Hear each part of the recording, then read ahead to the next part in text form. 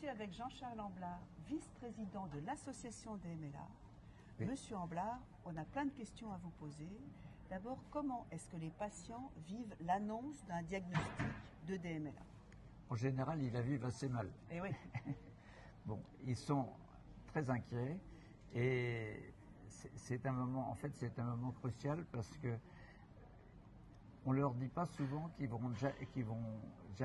vont jamais être aveugles. Oui. Donc ça, c'est vraiment un problème en fait, parce que beaucoup d'entre eux pensent qu'ils vont être aveugles et ils se voient déjà avec une canne blanche et tout ce qui va avec.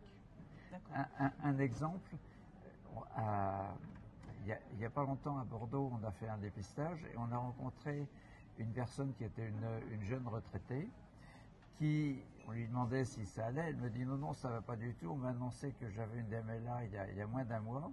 Donc du coup, j'ai vendu toutes mes affaires, Oui. j'ai vendu tous mes meubles, parce que quand je rentre chez moi, j'aurais peur de tomber. J'ai vendu ma télévision, j'ai vendu tout mon matériel de cuisine parce que je ne pourrais plus préparer les repas. Donc c'est absolument essentiel de bien montrer que malgré la DMLA, la vie continue. Et peut-être qu'au moment où on fait l'annonce, il y a comme une espèce de sidération. Quel serait le message? 1, vous ne serez pas aveugle. 2, on est là pour vous. Oui, c'est le message, c'est la vie. Ça va changer un peu votre vie, mais la vie continue. D'accord. Il faut continuer à vivre. C'est pas parce que vous avez une DMLA que vous allez être confiné chez vous. Il faut continuer à sortir, avoir des amis, avoir une vie presque normale. Et en parlant de vie normale, comment est-ce qu'ils vivent le rythme des injections? Alors, ça dépend des patients. Il y a des patients qui viennent et qui prennent ça comme c'est une maladie chronique, mais qui viennent et ils s'en vont.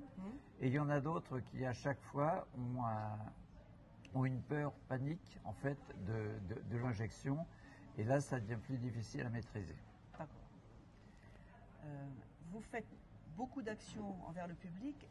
Donnez-moi des exemples d'actions que Alors, vous avez on fait des dépistages. Oui. On en a fait 2 cette année déjà. Et puis, on a fait dans les salons des seniors. Et on en a fait un l'année dernière avec en Drôme-Ardèche, avec la CPAM et l'ARS, qui a permis de mobiliser 5 centres hospitaliers qui sont dans ces départements.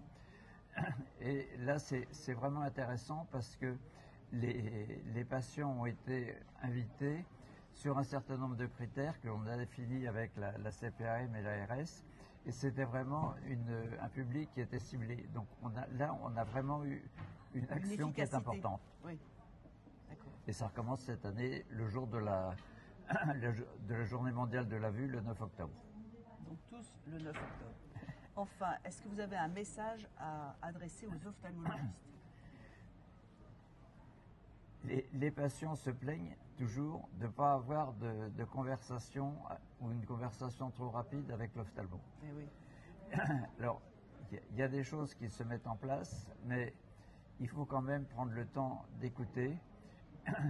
Et c'est plus l'écoute, en fait. Quand ils viennent, ils sont tellement traumatisés qu'ils n'entendent pas. Oui. Bon. Donc il faut les écouter pour les rassurer. Et peut-être s'adresser à l'entourage? Alors l'entourage est important, mais c'est souvent les enfants et les parents sont quand même un peu réticents. Ils disent j'ai un certain âge, donc je sais me débrouiller tout seul, et ils n'écoutent pas forcément leur entourage. D'accord. Merci beaucoup. Je vous en prie. C'est moi qui vous remercie.